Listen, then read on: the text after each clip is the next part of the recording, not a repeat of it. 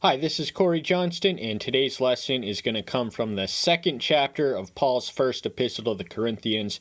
Now, we did already do one of these before, but what I've been doing is kind of reviewing my earlier work, which is not the least bit polished, not the least bit worthy of the messages I'm trying to deliver. And the one I originally gave for this chapter was, objectively speaking, probably my worst one ever. I look sick, I sound sick, but I've learned a few things since then to be more adept at the art of communication. Now, the content was sound in that one, but I did not present it most artfully. In this, there's a lot of good stuff in this chapter. I want to do it right and do it justice, so that's what I'm determined to doing today. Now, much of what we read in the second half of the preceding chapter kind of bleeds over into this. There, Paul speaks of the relative merits of human wisdom and divine foolishness. There is no element of foolishness in divinity, but even at his most foolish, he transcends the wisdom of the world, and he works his mighty program and agenda through weak and foolish and despised people. And Paul bemoans, he frankly tells them that he did not rely on eloquence of word, the sophisticated techniques of sophistry. He was not a polished orator. The power was in the message itself, that being the Messiah crucified, and that message in itself has the power to convert, whereas what seems wise in the world, the polished rhetoric, the elegant oratory, is not necessary or adequate to express the simple and profound truth of the good news message. So the opening verse reads, "And when I came to you, brothers, I did not come with excellence of speech or wisdom, proclaiming to you the wisdom of Elohim." This is Paul speaking to the assembly at Corinth. He had personally evangelized it on his second missionary journey. We can read of the event in the 18th chapter of the book of Acts. So what he's writing them, he's reminding him that when he came to them, he did not come with polished speech or polished rhetoric or anything along the lines of that, no sophisticated oratory techniques, and he did not speak wisdom for the sake of appearing wise, because the wisdom was in the foolishness of his message. Paradoxically, what is foolish to the world is in fact a species of transcendent wisdom, supernatural wisdom beyond the natural world's capacity to duplicate, emulate, or even reproduce. "For I resolved not to know any among you, except Yahshua Messiah, and him crucified." Now, why this exclusive emphasis on concentration? And the answer is that Paul had no living encounter with the living Messiah. His encounter with him was in resurrected form, so he doesn't speak much of the biographical or earthly life of the one who commissioned him. He only knew him as a crucified being, and like a lot of Jews, he early thought the cross was a sign of defeat. But he expounds on the paradox of it all in the preceding chapter. So there is good reason that this is the Messiah he wanted to bring, because by his crucifixion, by his death, we have life, and that is something that the Orthodox Jewish interpretations of the scriptures at that time did not allow. Suffering Messiah did not compute with their formula, even though it was explicitly outlined in passages such as Isaiah 53, Psalm 22, and several other places. "And I was with you in weakness, and in fear, and in much trembling." So he confesses his defects and liabilities through the weak. When we are weak is when we are strong. We can lean on his strength when we are weak, and this is the message communicated in 2 Corinthians 12, 7 through 10, where Paul speaks of the infamous thorn in his side, which was providentially sent to keep him humble. "And my word and my preaching were not with persuasive words of man's wisdom, but in demonstration of the Spirit and of power."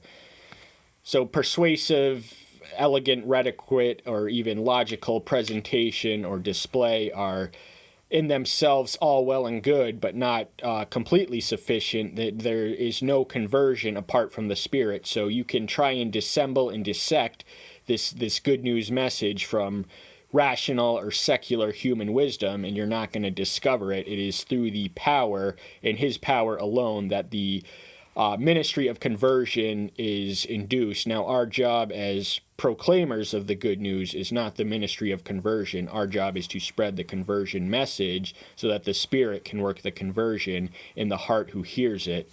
So we in ourselves cannot produce the conversion which turns an unregenerate person into a born-again believer, but we can deliver the message faithfully and accurately. And, it's not completely wrong to rely on sophisticated oratorical techniques. It just wasn't Paul's style. That was more along the lines of Apollos and some of the factions which had gathered around these three co-workers are identified as early as the 10th verse of the first chapter. There are factions that accumulated and gathered around Paul, Peter, Apollos, and Apollos would have been the one with the eloquent, powerful preaching, but Paul was a more impressive writer than a speaker, we can gather. In order that your belief should not be in the wisdom of men, but in the power of Elohim. So if he came and did what he didn't do, which was to speak persuasively, eloquently, in a way that seemed wise to the world, then the power could not manifest. That is not to suggest that it cannot manifest in eloquent preacher. That's just to say it wasn't Paul's style. He didn't need it. He didn't want it. And his fear was that if he spoke wisely, then his faith, the faith of the audience would be in his own wisdom, and he has to decrease in order that the Messiah might increase in him. That is one of the things I pray for constantly before I do these things. So he was not to exalt himself or to make himself look good. He was there to present the message faithfully, honestly, accurately, and authentically. Yet we speak wisdom among those who are perfect, and not the wisdom of this age, nor of the rulers of this age, that are being brought to naught. So the word perfect is alternately translated as mature, and much of what Paul writes to the spiritually mature believer actually flips the worldly perspective on its head. So the spiritually mature believer is not legalistically dietary, their diet is not legalistic in orientation. This is the juxt of the message of Romans 14. So actually, what seems now the simplicity of the message sounds wise to those who are spiritually mature. They don't need the polished trick, the sophisticated sophistry or anything like that. And it is in contradistinction to the wisdom of the age. That is the wisdom not only of that age, but any age. Every lofty thing which exalts itself at the expense of Elohim. And they are brought to naught. They will not last. They, flicker for a moment in time, but they are reduced and humbled and humiliated to ashes. The designs and schemes and plots of the wisdom of the world, those who are wise in the world's ways. But we speak the wisdom of Elohim, which was hidden in a secret, and which Elohim ordained before the ages for our esteem. So the word secret is alternately translated as mystery, and herein we find a dictionary definition of, or we can deduce or infer a dictionary definition for mystery, which was something which was once concealed but is now revealed. It was mysterious. The mystery is in a past tense. It is now revealed in the theological terms. And this was planned and plotted and before the foundation of the earth, which we read of also in Ephesians 1:4. So before everything was set in motion, before any of the figures of Paul's life would interact with him, he was chosen and selected to have this ministry and to be the evangelist he was. Which no one of the rulers of this age knew, for if they had known, they would not have crucified the master of esteem. So he's accusing the Jews essentially of foolishness because they thought they were convicting and condemning a blasphemer by their own erroneous interpretation. However, they had all the evidence that was sufficient in the form of his miracles, in the form of his words, in the form of his being. He was the fullest, final, and most complete form of divine revelation to humanity. And what did he do? He came into his own, and his own knew him not, and ultimately discarded him. They despised and rejected him, as the prophet Isaiah foretold. So the rulers of this age would have been the Jewish rulers, which he was previously sentimentally inclined and attached to. He was the Orthodox, a Pharisee of the Pharisee, and these were some of the people of the Sanhedrin who saw fit to execute what they erroneously interpreted as a blasphemer. But as it has been written, eye has not seen, and ear has not heard, nor have entered into the heart of man what Elohim has prepared for those who love him. Now this citation of Isaiah 64:4 connects and answers the predecessor verse, so we're going to read them together, which no one of the rulers of this age knew, for if they had known, they would have not have crucified the master of esteem. But it has been written, eye has not seen, and ear has not heard, nor have entered into the heart of man what Elohim has prepared for those who love him. So we have two eyes. We have our eyes of sight and our eyes of faith. The eyes of faith can behold and transcend that which is not subjected to or dependent on sensory observation. So the kingdom comes not from careful observation, and we also have similar ears. We hear spiritual truths, we intuit spiritual truths, and a lot of people can physically, anyone who's not hard of hearing can physically digest the good news message, but those whose spiritual ears are not prepared to receive it cannot and will not. And this is, they have no idea what Elohim has prepared for those who love them. They are going to love him, so they are going to miss out. Their wisdom and their secular philosophy and their worldly standing is going to disable them from processing and applying the good news message. But Elohim has revealed them to us through his Spirit, for the Spirit searches all, even the depths of Elohim. The Spirit is the most reliable form of revelatory communication. He is the most intimate and accessible members of the Godhead. So Yahshua was in some sense the most imminent form because he came and walked in the flesh and dwelt among men. But the Spirit who came after him, more democratically, the Spirit was specially distributed to special saints for special tasks throughout the Old Testament. But with the dawn of Pentecost, the Spirit is our reliable guide who is the replacement of Yahshua, who's unlike him. Yahshua was a man of the body. He was unable to be at more than one physical location at once. The Spirit is not bound by material properties and as such is capable of being everywhere or anywhere at once. And this was Paul's source of revelation.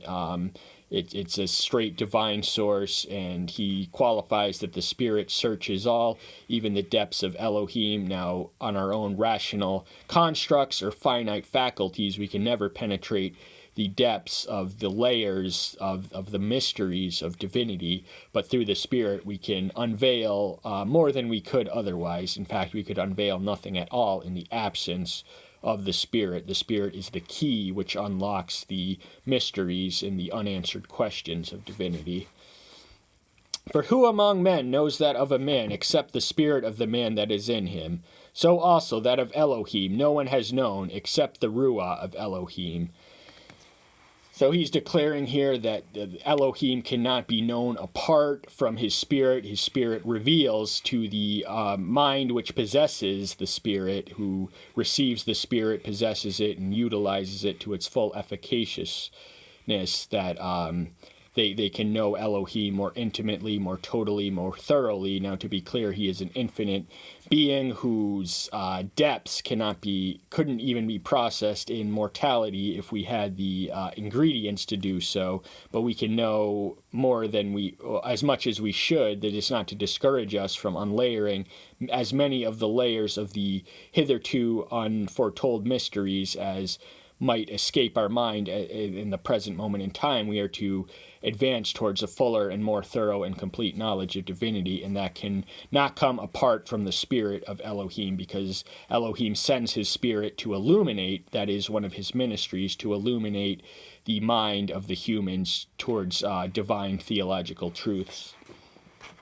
And we have received not the spirit of the world, but the Spirit that is from Elohim, in order to know what Elohim has favorably given to us. So there's two spirits. The spirit of the world is the spirit of materialism. It's the spirit of prestige. It's the spirit of domination. It's the spirit of just preeminence in position and esteem in the public.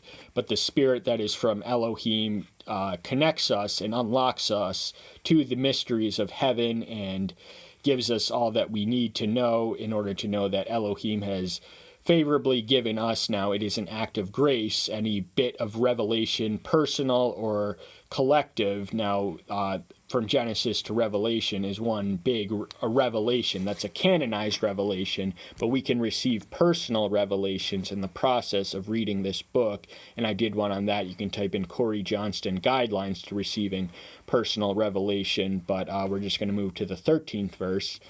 Which we also speak, not in words which man's wisdom teaches, but with the Ruach Kadesh teaches, comparing the spiritual with spiritual. So the Ruach, which translates as the Spirit, teaches that of its own nature, which is spiritual. So the world can, the world in its wisdom can, make you advance in the wisdom of the world and the ways of the world. But apart from the Ruach Kadesh, the abiding Spirit, no spiritual truth can be processed or penetrated or accessed or unlocked by our mere human, mortal, finite minds. But the natural man does not receive that of the Spirit of Elohim, for they are foolishness to him, and he is unable to know them, because they are spiritually discerned. Now, when I did the original video a little over a year ago, I do remember that Joy Behar, the obnoxious host of The View, chided Mike Pence. He's one of us. He's a sincere, authentic Christian, for talking to the one he called Jesus. And the reason that seems foolish to someone like her is because she is carnal, degenerate, and unregenerate. So that's just an example, a modern, relatable example of how foolishness, the things of the Spirit. Now, a relationship with the Messiah is paramount. Without it, one is not a Christian. One can call themselves a Christian, but unless you have a living, active, conversational relationship with your Savior, you are doomed and lost. Religion cannot save you. Relationship can. Relation is key and critical to unlocking our salvation. So you can go through the motions all you want, but again, and you're going to seem foolish to the world, but they are the ones who are truly foolish. Now, from a worldly lens, objectively speaking, the plan and path and the mysteries of divinity and salvation are foolish. They seem too good to be true. So what we witness in Joy Behar is mocking Mike Pence for having what she regards as an imaginary friend, but she is the foolish one. She is an obnoxious loser, really. There's no kinder word, but, she is a loser, 100% all the way. Verse 15. But he who is spiritual discerns indeed all, but he himself is discerned by no one. So the spiritual-minded person, the spiritually oriented, the spiritually centered person can discern everything that pertains to the Spirit, but he himself is going to remain an enigma wrapped in a mystery to the world all around them. Why? Because their eyes of faith are shut and blinded from the truth that the spiritual person is able to discern through the power and the presence of the Spirit. That is something they do not have. That is something they lack. And so the spiritual man who walks among ordinary human beings is not going to be understood by them, and that's part of that entails an element of rejection, which we must embrace and endure. For who has known the mind of Yahweh? Who shall instruct him? But we have the mind of Messiah. So this is a citation somewhere whose location is, in all honesty, unbeknownst to me. But the mind of Yahweh is something similar said in Romans 11 and in Job somewhere. Who can counsel him? We have nothing to offer. We cannot tell him anything. He is an omniscient being. That's the attribute of unlimited or infinite intelligence. And as such, as an omniscient being, he cannot learn anything. He already knows all that there is to know and will be known and can be known from the dawn of eternity. So there's nothing we can add to his reservoir of knowledge. He instructs us. We need him. He does not need us. But we do have the mind of Messiah, so that is good enough to lead us to him, and then we will gain, not in this life, but in the afterlife, a fuller understanding and have access to a more intimate and complete form of the revelation of the profound mysteries of divinity. So I hope that's the reason that you're here, and that's all the time we have for today. Thank you so much. I'm so glad you're here. Stay tuned until next time. I'll see you then. Bye-bye.